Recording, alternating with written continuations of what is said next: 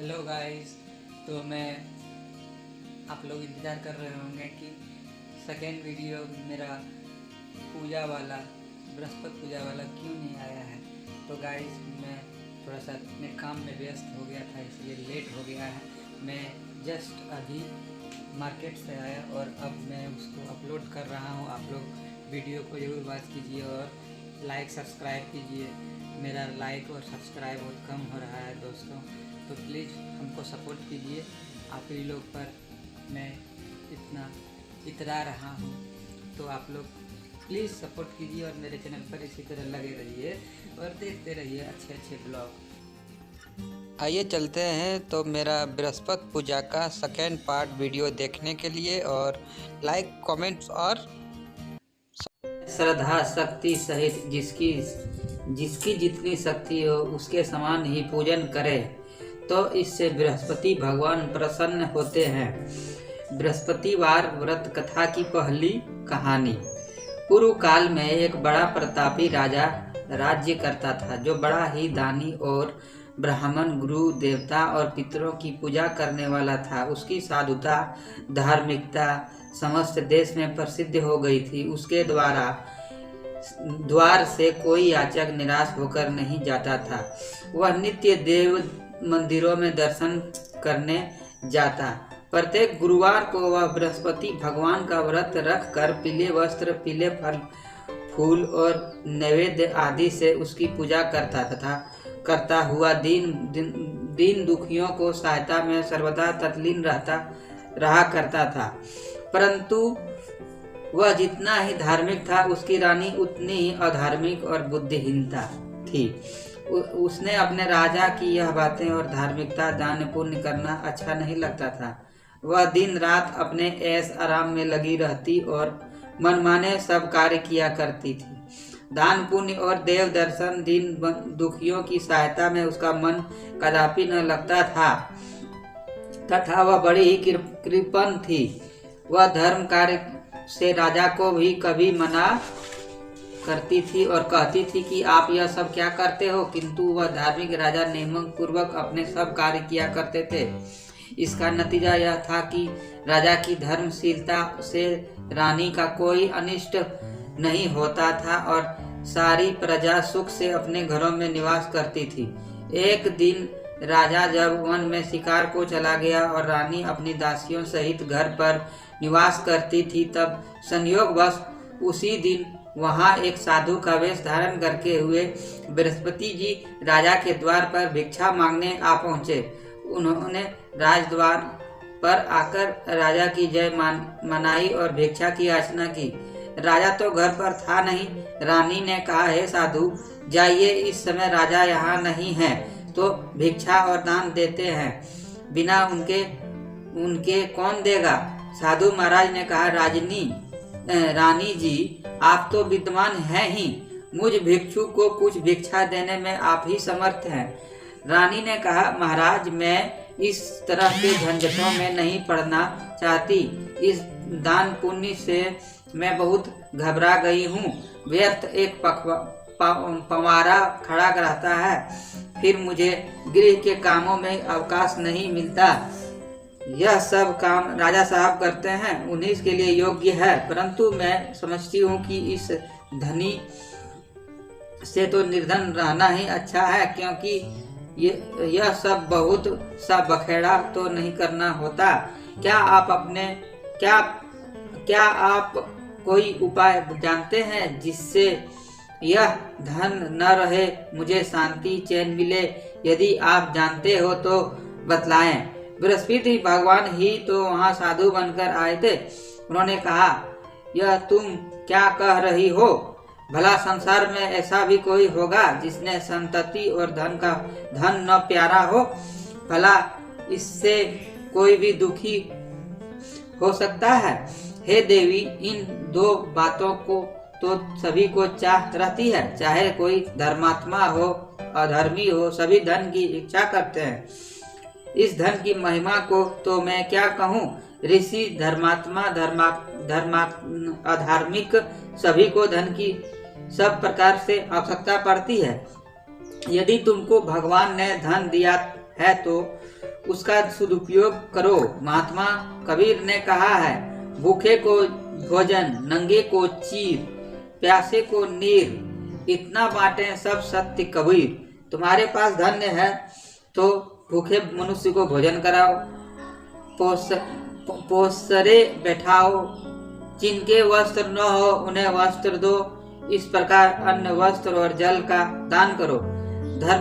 धर्मशाला बनाओ, ताल तेलिया, कुआं और बाग बगीचे बनाओ, आम आंवला आदि के वृक्ष लगाओ, यज्ञ करो, साधु ब्राह्मणों को भोजन खिलाओ, जिसके पास धन नहीं हो उसको सहायता करो, आपको कुंवारी कन्याओं को विवाह कराओ।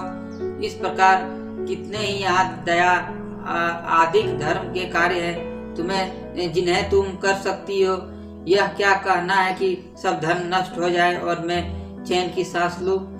मैं तो सर्वप्रथम आपको यही कहूंगा कि आप इस प्रकार के कर्मों से अपने कुल और नाम को उज्जवल कर लो, इस मनुष्य जन्म को सार्थक कर लो। मनुष्य के अच्छे कर्म ही उसके लोक परलोक में सहायता होते हैं और अंत में जब शरीर त्याग करता है तब स्वर्ग को जाता है। वह उसे नाना प्रकार के सुखों की प्राप्ति होती है, परंतु साधु महात्मा की इस बात का उस रानी पर कोई प्रभाव नहीं पड़ा। उसने कहा, नहीं महाराज, मुझे इतना धन नहीं चाहिए जिससे मैं इतना यत्न करके उठाऊं और रखूं तथा फिर उसे दान में दे डालूं। अथवा आपने तो कहा इतना कि पाखंड करूं। मुझे तो यूं ही समय नहीं मिलता है, सारा समय इसी में नष्ट हो जाता है। महात्मा ने फिर कहा, हे देवी, बड़े दुख की बात है कि तुम अपना ऐसा विचार प्रकट करती हो। अच्छा, यदि तुम्हारी यही इच्छा है तो सुन लो। मैं अब तुम्हें जैसा युक्ति बताता हूँ वैसा करो, जिससे तुम्हारी यह सब इच्छा पूरी हो जाएगी। बृहस्पतिवार के दिन तुम अपने घर को लिपवा दिया करो। स्नान करने के लिए अपने सिर के बालों को अच्छी तरह से धोकर तब तक स्नान किया करो। तुम्हारा राजा बृहस्पतिवार के दिन बाल बनवाया करे और भोजन में मांस मदिरा सेवन किया करे तथा धोबी को बुलाकर वस्त्रों को धुलने के लिए दिया करो। साथ बृहस्पति को यदि तुम ऐसा करती हो तो तुम्हारा सब धन नष्ट हो जाएगा, इसमें कुछ संशय नहीं है। यह कहकर वह महात्मा चले गए और रानी ने उस बात को अपने मन में रख लिया। उसने बृहस्पति के दिन वैसा ही किया। फिर तो बृहस्पति देव उस पर कुपित हो गए और 3 बृहस्पति पूरा होते होते उसका राजपाट आदि सब कुछ धन नष्ट हो गया। यहाँ तक कि रानी के घर में खाने का ठिकाना न रह गया, लाले पड़ गए। तब राजा ने व्याकुल होकर रानी से कहा कि हे रानी जी, आप तो यहाँ रहिए, परंतु अब मुझसे यहाँ नहीं रहा जाएगा, क्योंकि यहाँ तो मुझको सब लोग जानते हैं, जिससे कोई उपाय से यहाँ तो कोई काम धंधा करने भी अपनी जीविका नहीं चला सकता। इसलिए किसी दूसरे देश में जाऊंगा जहाँ मैं खाने पीने का कोई धन्य नौकरी करके अपने दिन व्यतीत करूंगा। कहा भी है, देश चोरी परदेश भिक्षा। शास्त्र में कहा है कि दूर चले जाने पर मनुष्य का दुर्दिन दूर हो जाता है। यह कहकर राजा ने घर छोड़ दिया और दूर प्रदेश चले गए, परंतु वहां से भी कुछ अच्छी बुद्धि न प्राप्त हुई तो वन में जाकर वह लकड़ियां काटकर शहर में लाकर बेचते और उससे अपने कुछ मिल जाता, उसी को ले वह किसी तरह अपना पेट पाल कर लेते। इधर रानी भी अपने घर में बड़े उपवास करती, कपड़े लत्ते से फटी हाल पड़ी रहती। किसी दिन इधर उधर से कुछ पा जाती तो खा लेती और नहीं तो केवल पानी पीकर सो रहती। मारे भूख के करवट बदल कर रात काट लेती। इस प्रकार उसकी यह दशा हो गई कि कई दिन तक उससे खाने को कुछ नहीं मिला और मारे भूख के दम घुटने लगा। तब उसने अपने एक दासी को बुलाकर कहा, तुम हमारी पुरानी दासी हो, इस समय तुम हमारी इतनी सहायता करो कि हमारी बहन के यहाँ जाकर उसे हमारा दुख कहकर हमारे लिए सहायता में कुछ अन्न मांग लाओ। हमारी बहन नेक और धनवान है, वह अवश्य ही तुम्हारी सहायता करेगी। यदि वह कुछ सहायता कर देती तो हमारे कुछ दिन खाने को हो जाते, और नहीं तो 10-5 शेर बझेड़ ही मांग लाना। दासी उसकी बहन के घर गया। जिस समय वह दासी उसकी बहन के पास पहुंची, उस समय बृहस्पति जी का व्रत किए कथा सुनने को बैठी थी। उसने उसी समय कहा कि हे रानी, मैं आपकी बहन के पास से आई हूँ, आपकी बहन इससे बड़े कष्ट में है, आप उसकी कुछ सहायता करें, और नहीं तो 10-5 शेर बझेड़ ही उसके लिए देवे तो कुछ दिन कट जाएंगी। दासी ने कई बार कहा, परंतु रानी ने ध्यान नहीं दिया और कुछ बोली नहीं, क्योंकि वह मौन भाव से एकाग्रचित्त होकर बृहस्पति भगवान की कथा सुनने में लीन थी।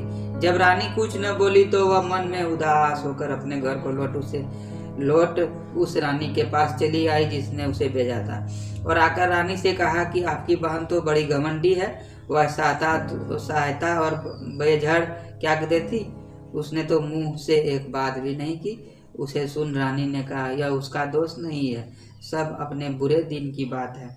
जब बुरे दिन आते हैं तब कृष्ण भी पहाड़ बन जाता है और मित्र भी शत्रु हो जाते हैं, तथा कोई भी उस दुख को साथ नहीं देता है।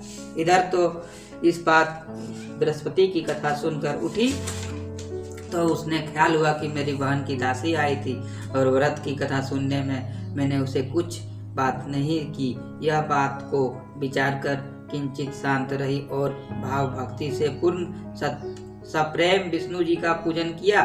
उसने भगवान की पूजा की, विसर्जन कर सीधे अपनी बहन के घर गई और कहा कि हे बहन, तुम्हारी दासी मेरे पास गई थी, परंतु मैं बृहस्पति भगवान का व्रत किए बैठी थी और मौन भाव से कथा सुन रही थी। उस कथा में जब तक कथा पूरी न हो जाए बोला नहीं जाता है और न वहां से उठा जाता है। इस कारण वह लौट आई और कहा, बहन, उसे अपने मेरे पास किस लिए भेजा था? रानी बोली, बहन, मेरे पास अन्न नहीं था, तो तुम जानती हो कि इधर हमारे घर की दशा बड़ी ही शोचनीय हो गई है, इसलिए मैंने दासी को तुम्हारे पास 5 शेर बझेर लेने को भेजा था, परंतु वह खाली हाथ लौट आई। मैंने सोचा कि तुम किसी काम में फंसी होगी जिससे दासी को यूं ही लौटा दिया होगा। रानी बोली, नहीं बहन, उसने तो मुझे कुछ नहीं कहा था, परंतु यह क्या बात है? मैं तो समझती हूँ कि तुम्हारे घर में बेझड़ मौजूद होंगे, तुम अपने घर में जाकर फिर से देखो। अपनी बहन के ऐसा कहने पर रानी ने जब घर जाकर देखा तो बेझड़ से भरा हुआ एक घड़ा मिल गया। अब तो रानी और बांदी बहुत ही खुश हुई। बांदी ने कहा, हे रानी, यूँ तो बहन के अभाव में हम लोग नित्य ही व्रत करते हैं, इसलिए मेरे समझ में यह आता है कि यदि हम लोग यानी कि बाजरा का घड़ा होता है, बाजरा जो खाने किया करें तो कोई हानि नहीं होगी। रानी ने कहा, कोई हानि नहीं, अवश्य पूछ लिया जाए। रानी ने अपने बहन के समीप बैठकर पूछा, हे बहन, बृहस्पति के व्रत का क्या विधान है? वह व्रत कैसे किया जाता है?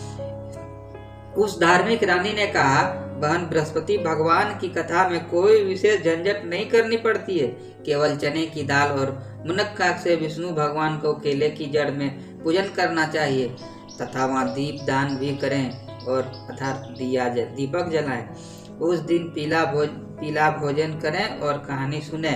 ऐसा करने से गुरु बृहस्पति प्रसन्न होते हैं, उसकी प्रसन्नता से अन्न, धन और पुत्र की प्राप्ति होती है तथा मनुष्य सब कामनाएं पूर्ण हो जाती है। यह सुनकर उस रानी को और दासी को दोनों ने निश्चय किया कि बृहस्पति जी का व्रत अवश्य करें। जब 7 दिन के बाद दिन आया तो उस दोनों ने व्रत किया तथा चना और गुड़ कहाँ मिले, इसके लिए उन्होंने गुड़साल में प्रवेश किया और वहां से जाकर चना और गुड़ बीन कर ले आई। उस चने की दाल बनाकर गुड़ सहित जाकर केले की जड़ में विष्णु भगवान की पूजा की। इस प्रकार उन्होंने व्रत कर लिया, परंतु पीला भोजन कहाँ से प्राप्त हो? बेचारी रानी और दासी दोनों ही बड़ी दुखित हुई, परंतु व्रत के प्रभाव से भगवान बृहस्पति बड़े प्रसन्न थे, इसलिए थाली में पीला भोजन लिए भगवान स्वयं उपस्थित हुए और दासी को देकर बोले, यह तुम्हें और तुम्हारी रानी दोनों के लिए है, अब इसी को भोजन करना। दासी प्रसन्न हो भोजन रानी के पास ले गई और सब बातें कहकर भोजन दिया। बांदी और रानी दोनों ने बड़े प्रसन्न से भोजन किया। फिर तो अब हर बृहस्पतिवार को व्रत रखती और देव गुरु बृहस्पति के लिए भगवान विष्णु की पूजा करती। इस पूजा से फिर वह रानी हो गई। उसके घर में ज्यों की त्यों सारी संपदा भर गई और दासी भी बड़ी धनवान हो गई, परंतु ब्रह्मा के लेख और कर्म की रेखा को मिटाना बड़ा ही कठिन होता है। फिर रानी आलसी हो गई। तब दासी ने कहा, देखो रानी, तुम पहले भी इसी प्रकार आलस से करती थी, जिससे सब कुछ नष्ट हो गया था। बहुत परिश्रम के बाद तुम्हारे ये दिन लौटे हैं। अब फिर वही आलसी न करो। दीन जनों को दान देकर सब पुण्य करो। भूखों को भोजन और प्यासों को पानी दो। पसारे को बिठाओ। ब्राह्मणों को दान मान सम्मान भोजन दो। रानी ने फिर खूब सुकर्म किया। उसका यश फैल गया। वो अपने पति राजा के लिए चिंता में पड़ी कि राजा कैसे होंगे। उसने गुरु बृहस्पति से राजा से मिलने की प्रार्थना की। भगवान ने रात्रि में राजा को स्वप्न दिया। राजा प्रातः काल होते ही अपने देश चला। मार्ग में जी की भेंट हो गई। उन्होंने राजा से अपने व्रत करने को कहा। व्रत में चने की दाल, गुड़, केले के वृक्ष में भगवान विष्णु को पूजा करने को कहा। राजा ने कहा, मैं तो लकड़हारे का काम करता हूँ, इतना पैसा कहाँ से पाऊंगा कि यह सब विधि विधान से करूंगा।